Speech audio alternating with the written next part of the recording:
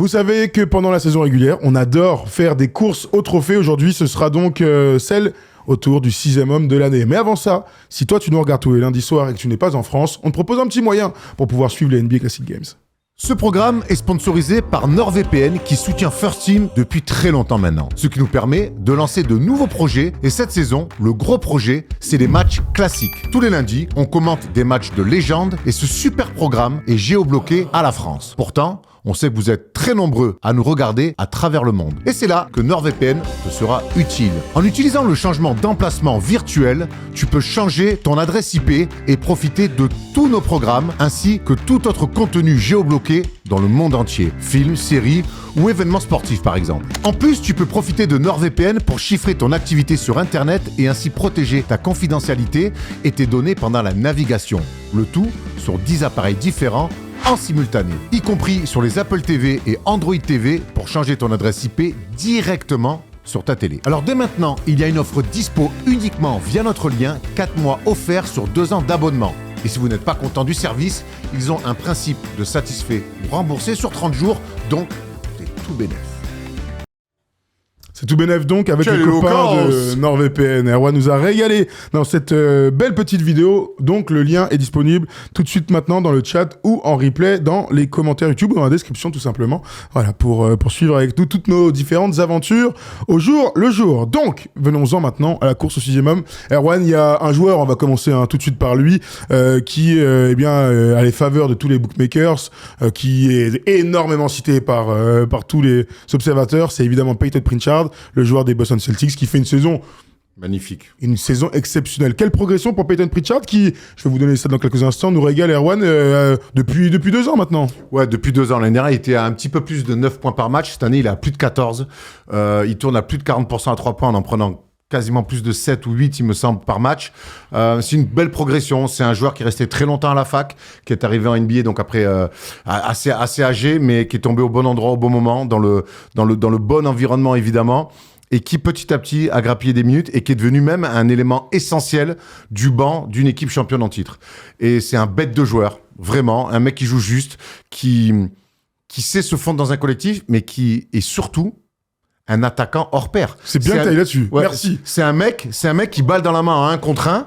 Au bout d'un moment, on a tendance, par son petit physique un peu trapu, à peut-être le sous-évaluer. Je dis pas tout le monde, mais peut-être que des fois, de l'aspect visuel, on peut se dire rien. Parce que c'est vrai qu'en NBA, tu vois Peyton Pritchard, tu te dis pas, attention, c'est pas le premier truc.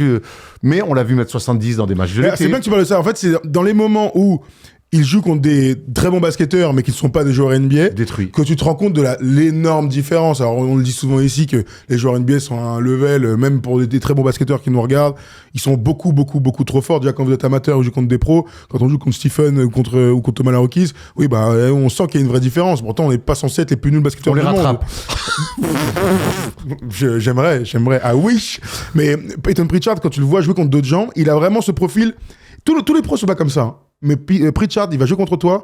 S'il peut te mettre 80 points dans la gueule, il te met à 80 points et il va te mettre des crosses. Il va driver sur chaque action, il va te mettre des step back et tu pourras jamais rien faire. C'est ce qu'il a arrivé, mine de rien, à transposer en NBA. Sachant qu'au début, moi, j'avais pas du tout ce profil en tête, sorti de la fac, tu te souviens? Fallait voir quelques matchs à Oregon. Je m'étais intéressé à l'époque de sa draft et à Oregon, c'était un gros scoreur. C'était un énorme score. Il prenait beaucoup de tirs. Cette dernière année, il a 20 points, 5 passes et 4 rebonds. Dans un contexte fac, c'est un très bon score. Voilà. Mais là, il arrive à mettre 14 points par match en sortie de banc chez les Celtics. Et on sait, chez les Celtics, il y a des gourmands. Tatum, Brown, White. White, il en prend à 3 points. Holiday, Porzingis.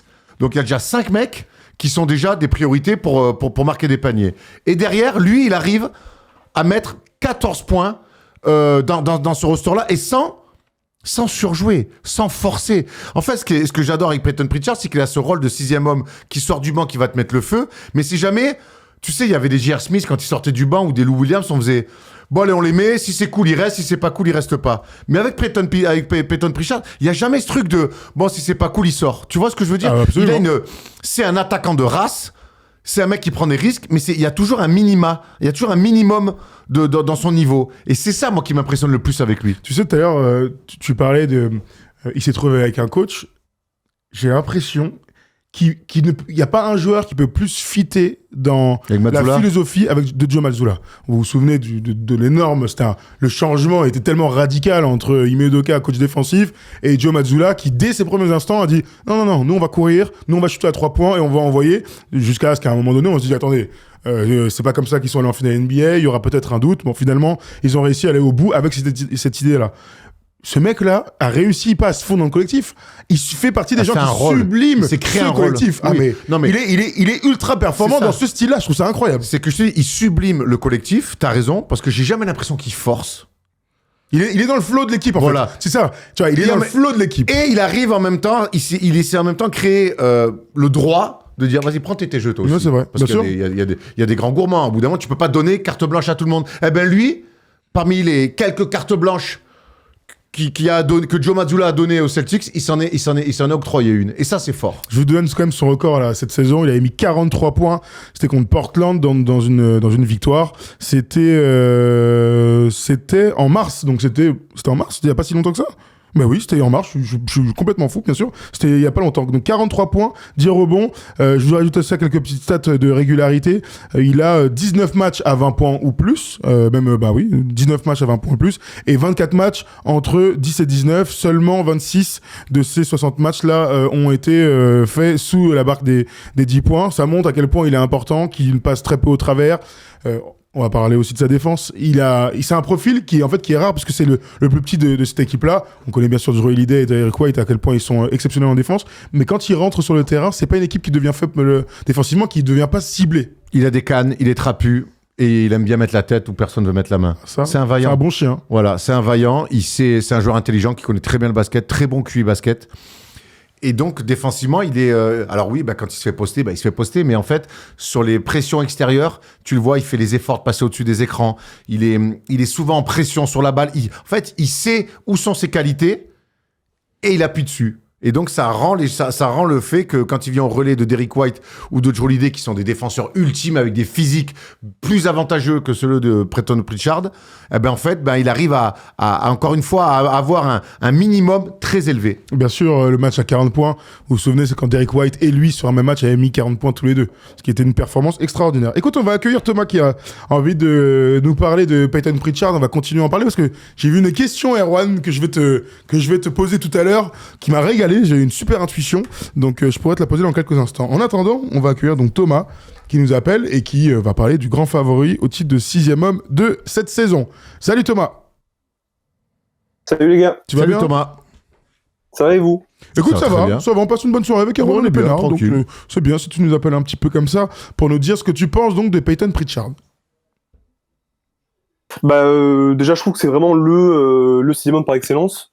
Après, déjà, je trouve que c'est important de donner le 6e homme à une équipe qui tombe bien. Donc, les Boston Celtics, c'est vraiment la définition de l'équipe qui tombe bien. Et en fait, je trouve vraiment c'est vraiment la définition du 6e homme. C'est-à-dire qu'il ne start jamais, il est fiable, il rentre sur le terrain, il met ses 3. Je crois qu'il tourne à 40% de moyenne en 3 points, ce qui est excellent. Il est presque des 42%. Alors, c'est presque 42%. Et le volume, il est presque à 8. Il est presque à 8. 7,9. C'est énorme. Ouais, c'est incroyable. Ça, je voulais dire, c'est que je crois qu'il shoot 10 à 15 fois même des fois, il shoot à 20 fois par match, ce qui est énorme. Enfin, c'est vraiment, j'ai l'impression que Joe Mazzulla, il donne vraiment carte blanche. C'est-à-dire qu'il rentre sur le terrain et de carte blanche, tu shootes, il envoie comme toute l'équipe des Boston, j'ai envie de dire. Mais en fait, alors, actuellement, Thomas, je me permets, pour moi, il n'a pas complètement carte blanche. C'est là toute la nuance à amener avec Peyton Pritchard. Il n'a pas carte blanche. Je me souviens que J.R. Smith, quand il rentrait, il avait carte blanche. Je me souviens de Microwave des Detroit Pistons à l'époque des Bad Boys. Il rentrait, il avait carte blanche. On a connu. Tu dis Isaiah Thomas à Boston parce que c'est le meilleur exemple possible. Oui, Isaiah Thomas. Quand il a toute la première partie, là, il sortait du banc. Là, c'est des mecs qui première option. Ils deviennent la première option. Moi, Peyton Pritchard, pour moi, il n'y a pas un monde où il est sur le terrain et c'est la première option. Et pourtant, et c'est là toute la nuance de ce mec-là, toute l'intelligence et toute, peut-être pas la difficulté, mais la difficulté de trouver la juste définition de ce qu'il est dans cette équipe-là. C'est-à-dire un mec dans le collectif, mais un mec qui en même temps, individuellement, arrive à avoir des stats très élevés avec les responsabilités qu'on lui donne. Pour moi, elle est là, la nuance, en fait.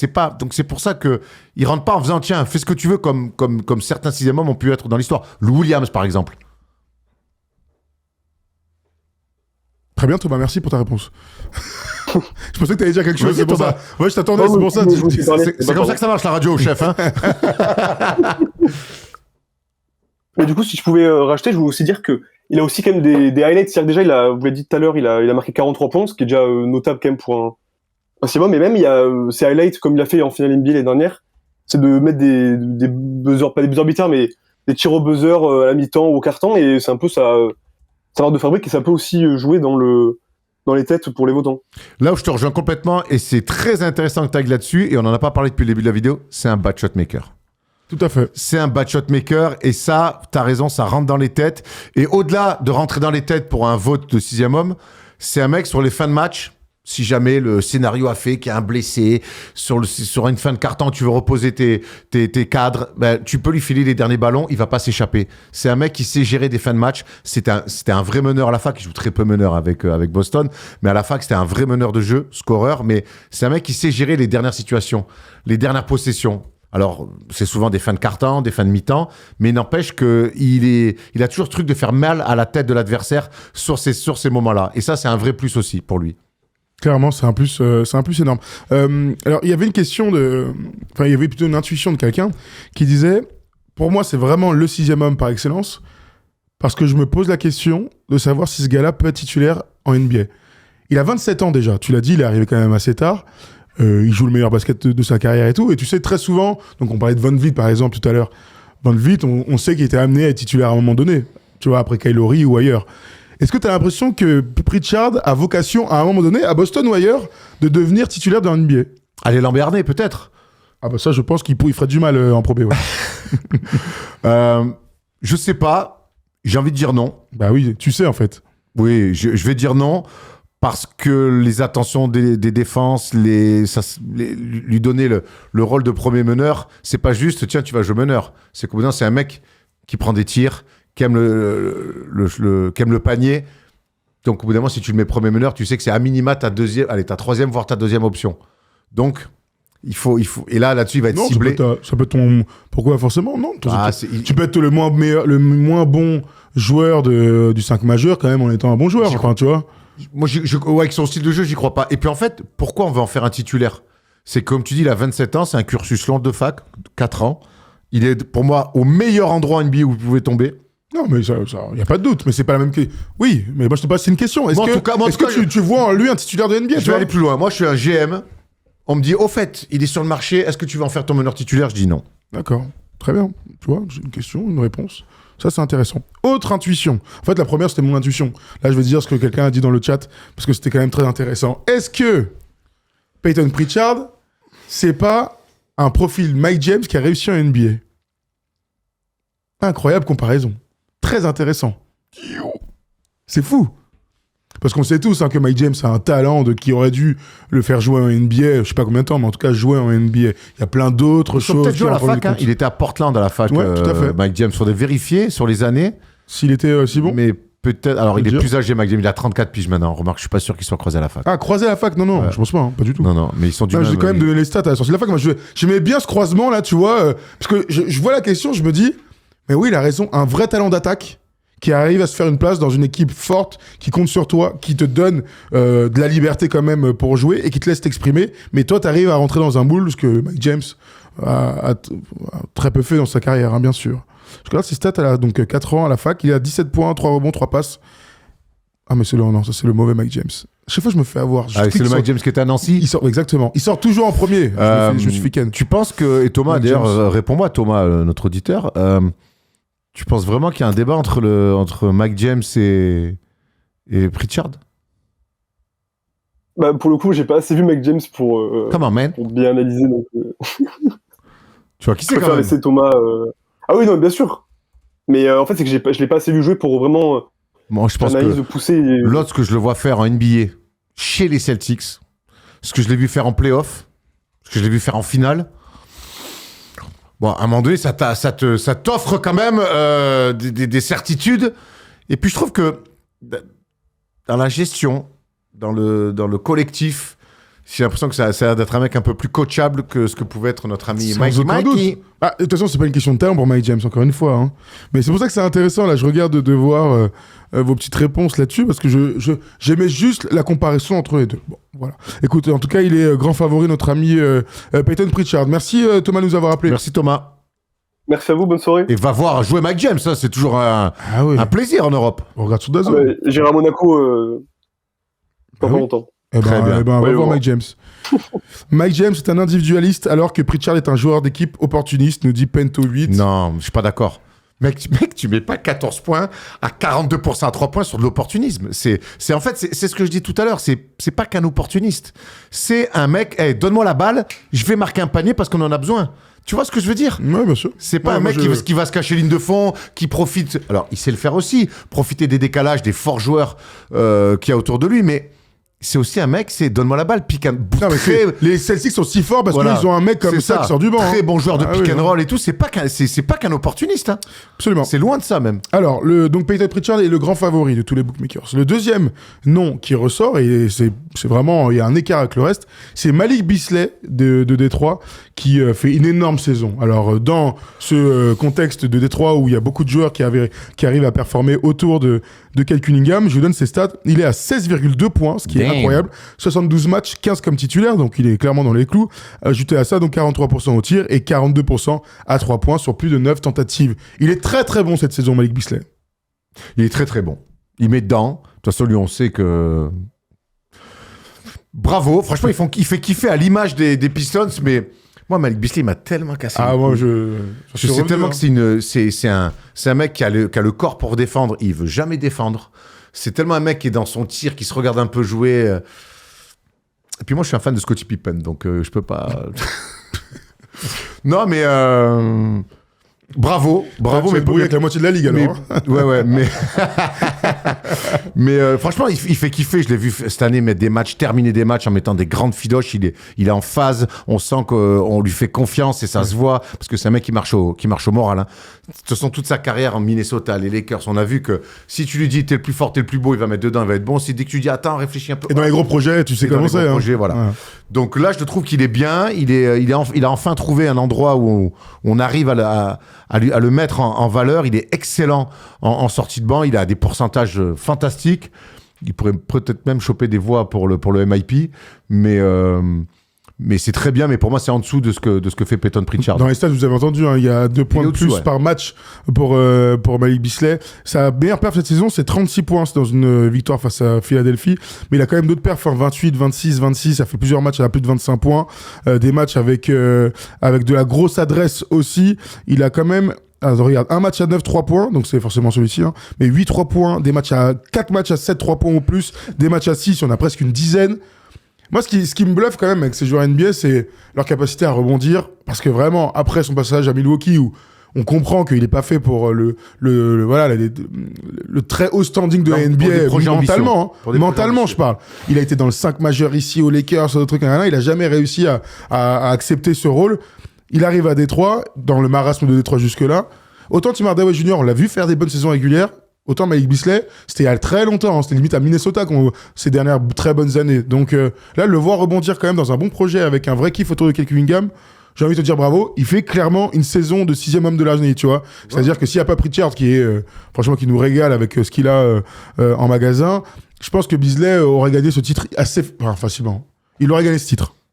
Ouais, après, il aurait gagné ce titre. Après, bon, on va continuer après. On va continuer. Mais tu vois, les Ty Jérôme, tout ça. Ok, il veut pas continuer. Alors, je parlais vite fait, du... C'est pas ça que je voulais continuer à... Si, mais je voulais qu'on parle de celui de l'année dernière qui a gagné, c'était Naz Reid.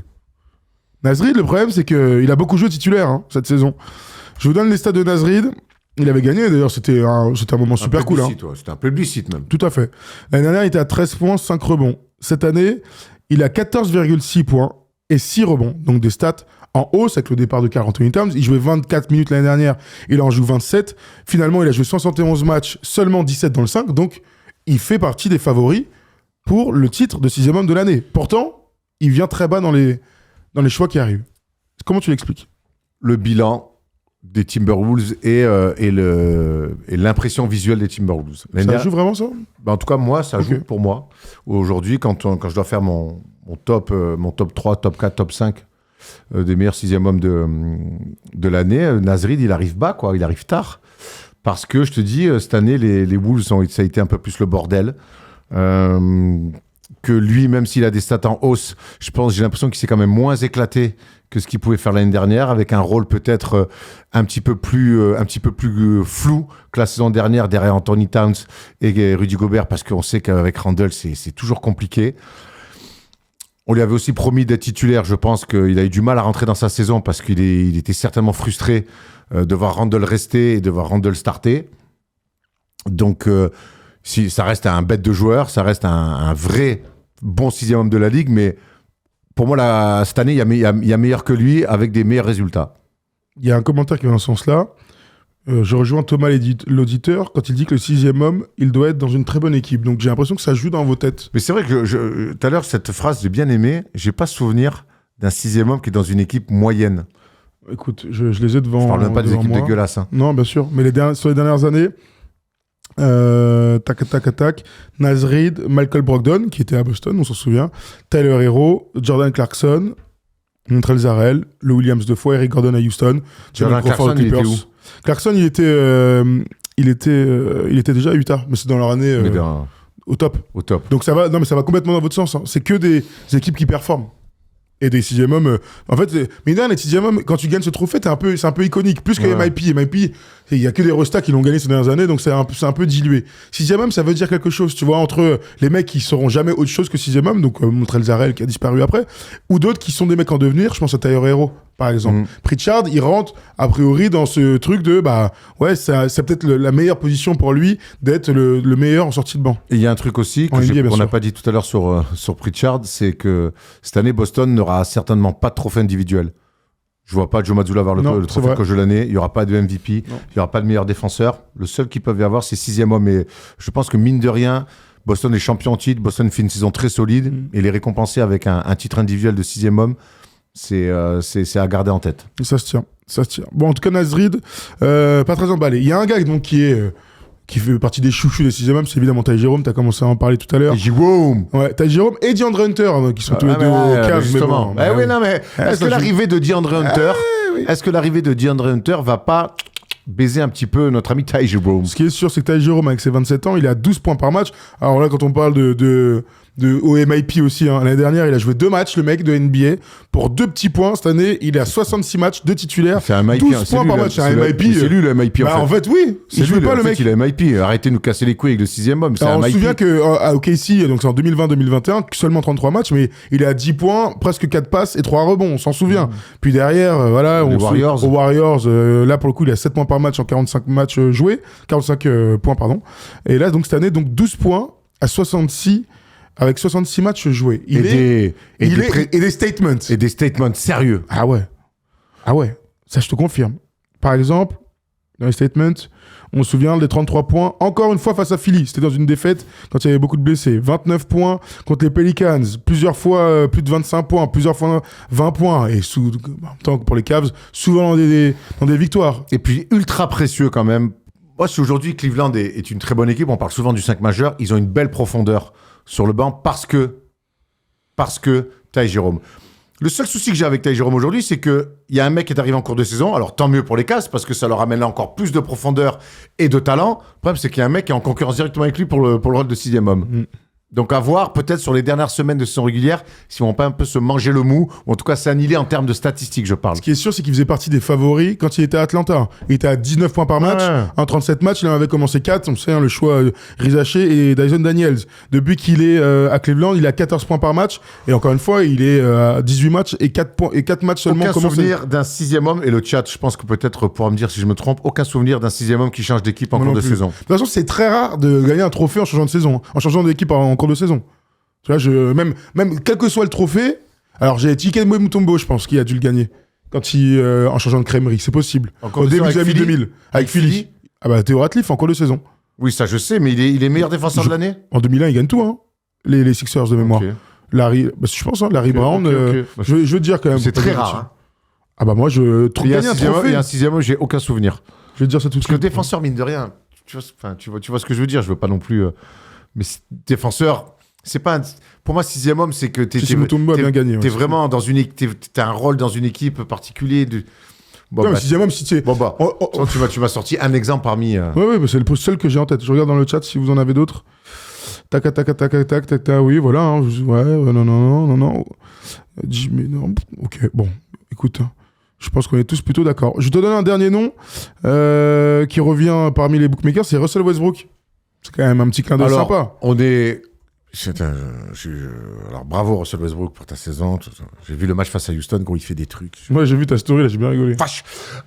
Il leur fait quand même plus de bien que de mal. On est content pour Russell Westbrook. J'ai hâte de le voir en playoff aux côtés de Jamal Murray, aux côtés de Nikola Jokic. C'est très cool de le revoir comme ça dans ce rôle enfin que d'autres ont essayé de lui faire, même les Clippers où c'était plutôt cool. Depuis qu'il a été MVP, j'ai jamais senti un Russell Westbrook autant apaisé, autant en phase.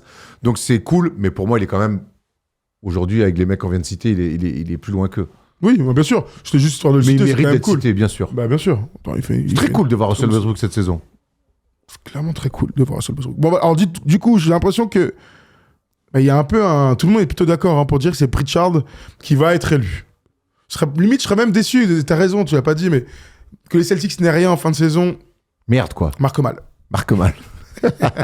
Tu maîtrises maintenant. Après, c'est pas le plus difficile des adages marseillais à maîtriser. Il y en a d'autres. J'ai toujours pas compris ton histoire de Louchébem. De Louchébem, là. Dites-moi dans les chats si vous connaissez le Louchébem.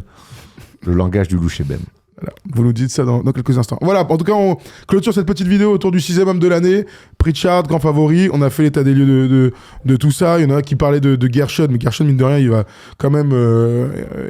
il a starté beaucoup, surtout. Bah oui, voilà. Il y a beaucoup de matchs qu'il a starté. Et puis, donc, on parle aussi de Amen Thompson, mais Amen Thompson aussi, il a starté beaucoup de matchs. Hein. Et puis, on disait Gershon, 6e homme dans une équipe de merde, oui. qui a des résultats de merde. Et le 6e homme, on va jamais dans des équipes qui ont des bilans comme ça aussi faibles. Amen Thompson, il a commencé 35 de ses 62 matchs. Ça fait beaucoup, hein. Ouais. Il a plus de la moitié. Donc bon, voilà. Écoutez, les amis, le louchebem, c'est un langage des bouchers. Voilà, ça c'est méga, ça. C'est les bouchers des Halles de Paris, les louchebem. À Marseille, hein, bien sûr. Incroyable, vous êtes trop fort. Le boucher. Tout le monde connaît, bien sûr, c'est de l'argot de boucher. Non, mais attendez, qu'est-ce que je débarque ou quoi? Ouais, oui, parce que tu n'es pas un mec de la zone. Ah bah non, j'ai jamais... L'argot des bouchers. Mais attends, tout le monde connaît cette merde, c'est incroyable. Bon, bref, allez, si tu es fan des Celtics, ma sauce Peyton Pritchard, si tu regardes en replay. Le Lofetrem de 6e homme, le Lofetrem. Voilà. Le Lofetrem du 6e homme.